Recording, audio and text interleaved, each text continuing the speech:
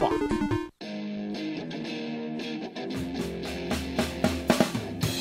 He's gonna take you back to the past to play the shitty games that suck ass. He'd rather have a buffalo take a diarrhea dump in his ear. He'd rather eat the rotten asshole of a roadkill skunk and down it with beer. He's the angriest gamer you've ever heard.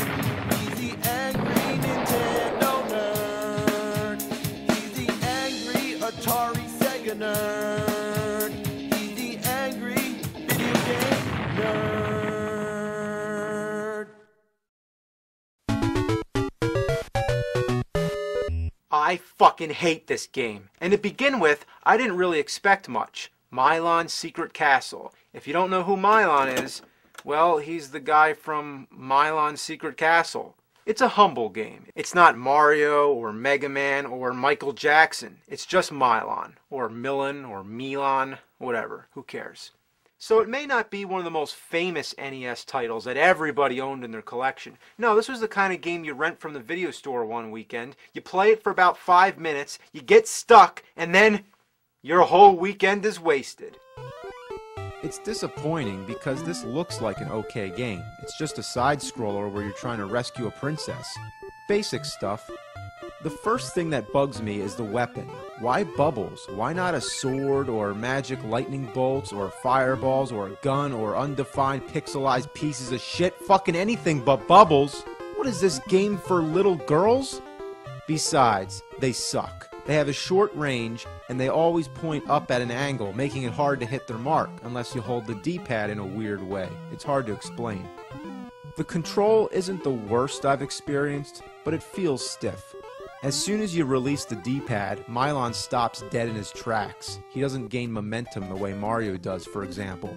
So, less than 30 seconds into the game, you come to a point where you can't go any further. You can jump, jump, jump till the cows come home. You will not get up there.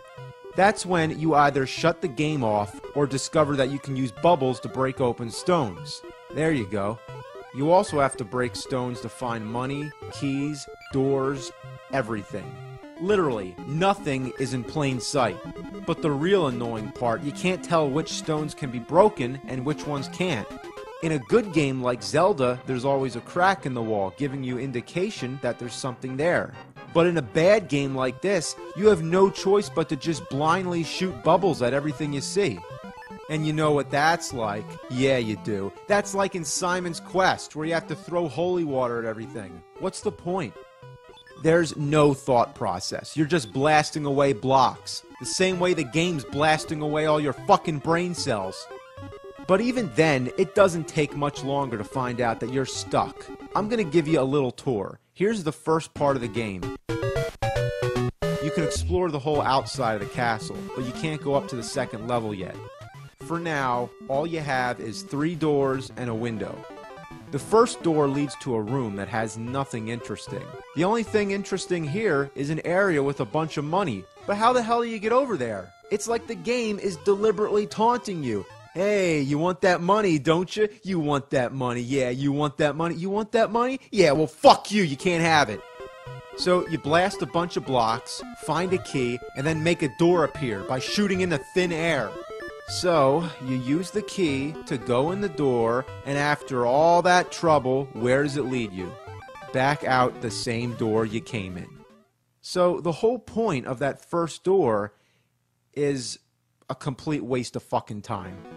The second door is a shop. There's only one item for sale, shrink potion. Shrink when you touch the glove. What glove? Oh, this glove? A fucking boxing glove that makes you shrink? Sure, whatever. Then he also gives you hints, like a crystal has mysterious powers, and find a saw. Okay, so how does that help me? Now I know I'm looking for a saw. Obviously, if I find something that resembles a saw, I'm gonna get it anyway. Then we go in the window. Here, there's just an empty room. There's nothing except for a door. And you can't go in the door. Of course. Is it locked? Do I need a key? The game doesn't even have the courtesy to let you know. A little message would be nice. The third and final door leads to another room. I'd like to point out here, that once you enter a room, you can't go back out. So basically, you're trapped and have no choice but to persevere. You gotta find the door. It's mindless enough that you have to shoot bubbles into thin air for the door to appear, but look how specific it has to be. I shoot the bubble right where the door is. Nothing happens. I gotta shoot just one space above it. As long as the bubble goes where the door is, why does it matter? But even then, the door's locked, so you gotta find the key. Even if you know where the key is, making it appear is another story. I know it's there, why doesn't it show itself? If I wander away and goof around a little more, I'll come back and there it is. I still don't understand how to make the key appear. Basically, what the game is telling me, in order to get the door and key, you just gotta waste enough time. Then where's the door lead? Right back out the same fucking door I came in. Well, if the whole objective of that room is just finding your way back out, why couldn't the exit just be where I started to save all the trouble? Everything is a dead end. How did they design a game where all you have are two doors that lead to rooms that lead back to the same doors? It's a maze that has no end. So that's when you need the power. Nintendo power. It's like you want to know how to beat the game? Well, you gotta buy our magazine, you dumb little shits. This is the classified information section. Usually this is all about cheats. Golgo 13, stage select, spy hunter, start with all weapons, Wizards and Warriors, bypass the wizard, Mario 2, shortcuts to Birdo, Milon's secret castle, getting started. That's not a cheat. That's just how to play the fucking game. The basic rules of the game needed Nintendo power. That is some fuck. So here's the deal. That empty room, you gotta fight a demon. The demon doesn't appear until you get the spring shoes, which will also help with those hard to reach places. But where do you get the spring shoes? First, you shoot out these blocks. Then you push the one block that doesn't break.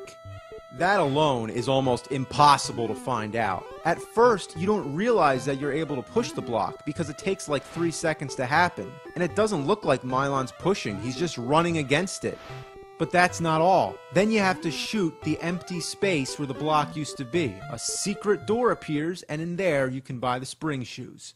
How can it be a secret if it's something you absolutely need to do in order to advance with the game? You gotta explore every last inch of the whole castle. If you break it down to every space that could possibly be a hidden door, that's about 240 spaces per screen. And if you count all the blocks that could be in need of moving, let's say 120. And it's roughly 4 screens per room. That's a total of 2,880 bubbles you gotta throw just to get through the first level of the castle.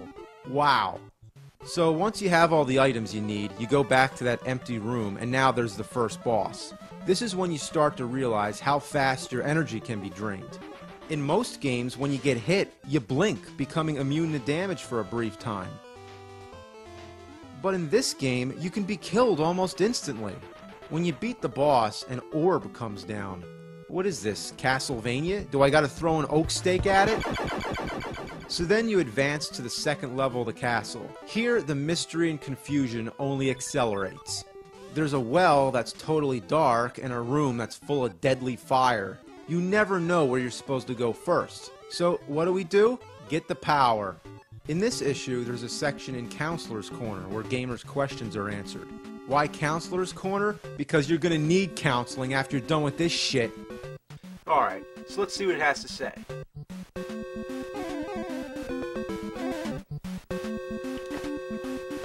What the hell?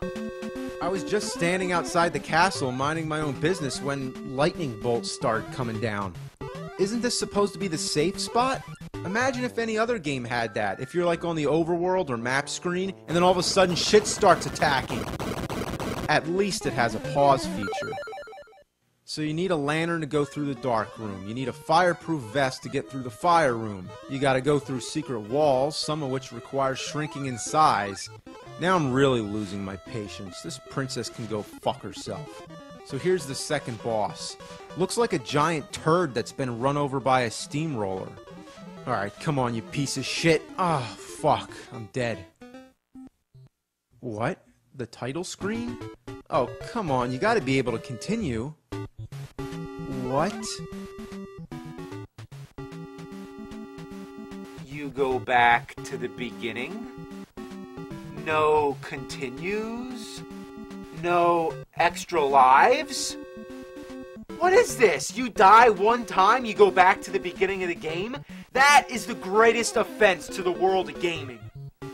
And you don't even start with full energy. Like, at least have one or the other. There's gotta be a code. Let's check this out. So, there is a continue code. Hold left and push start. Well, that's really simple, but if you didn't know that, you'd be screwed. Milon's secret castle. More like Milon's shitty asshole! It looks like it could have been a good game, but instead, they were just fucking jerking off. I can't believe Hudson put their brand name all over this.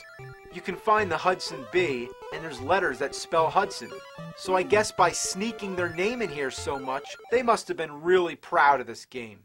And so am I, because it killed more brain cells than I could possibly imagine. The whole game is based on secrets, but there's a difference between secret and just fucking impossible. Fuck this game!